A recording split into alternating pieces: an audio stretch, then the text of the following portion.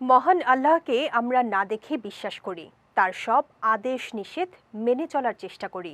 কিন্তু যে আল্লাহকে না দেখে ইবাদত করছি, সে আল্লাহ যেদিন দেখা দিবেন, কেমন হবে সে দিনটি? সঞ্জিদা আজিজ জানাচ্ছেন বিস্তারিত।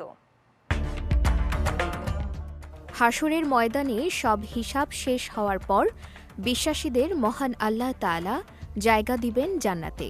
সেই জান্নাত হবে পরম শান্তি এবং নেয়ামতের জায়গা, যেখানে মানুষের কোনো ইচ্ছাই অপূর্ণ থাকবে না। জান্নাতের মাটি হবে মেশকের গন্ধ বিশিষ্ট। সেখানে মুমিনদের জন্য যে ঘর বানানো হবে তার ইট হবে স্বর্ণ এবং রূপার তৈরি। এছাড়া জান্নাতের রাস্তাগুলো হবে মুক্তার তৈরি, আর ঘাস হবে জাফরানের। সেখানে কারো বয়স বাড়বে না। কোনো কোনো বর্ণনায় আছে জান্নাতের পুরুষদের বয়স হবে ৩০ অথবা ৩৩, আর তাদের উচ্চতা হবে আদম আলাইহিসসালামের মতো। অন্যদিকে জান্নাতের নারীদের সৌন্দর্য হবে অকল্পনীয়।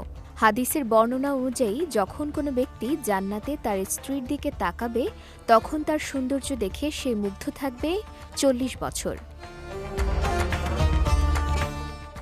আল্লাহর এত সব নিয়ামত আর সুখের মাঝেও একটি জিনিস তখনও বাকি থাকবে।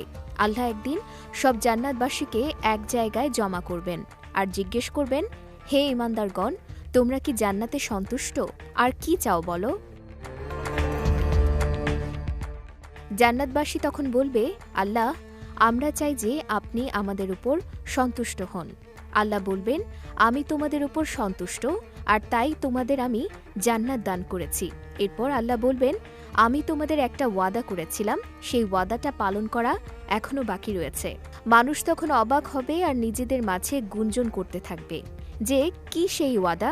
আল্লাহ তো আমাদের সৎ কাজের প্রতিদান দিয়েছেন, আমাদের মন্দ কাজগুলো ক্ষমা করেছেন, তার রহমত গুণে আমাদের জান্নাতে প্রবেশ করিয়েছেন। আর কি বাকি থাকতে পারে? এমন সময় জান্নাতের চারদিক ছড়িয়ে যাবে আলোতে। স্বয়ং আল্লাহ সেই জমায়েতে উপস্থিত হবেন আর বলবেন, কারা সেই ব্যক্তি যারা আমাকে কখনো দেখেনি কিন্তু তবুও বিশ্বাস করেছে? আজকে হচ্ছে বৃদ্ধির দিন, তোমরা যা চাও তাই দেয়া হবে। তখন জান্নাতবাসী বলবে, হে আল্লাহ, আমরা আপনাকে দেখতে চাই। আল্লাহ সেই জমায়েতে উপস্থিত থাকলেও তার ও জান্নাতবাসীর মাঝে থাকবে নূরের পর্দা। ফলে মানুষ আল্লাহর উপস্থিতি দেখলেও তখনও আল্লাহকে দেখতে পারবে না। কিন্তু মানুষের কথা শুনে আল্লাহ সেই পর্দা সরিয়ে দিবেন, আর মানুষ প্রথমবারের মতো দেখবে তাদের মালিকের চেহারা। সেই মালিক যাকে না দেখে ইবাদত করেছে, ভালোবেসেছে, ভয় পেয়েছে। মহান আল্লাহ যেন আমাদের সবাইকে সেই দিনটি দেখার সৌভাগ্য দান করেন।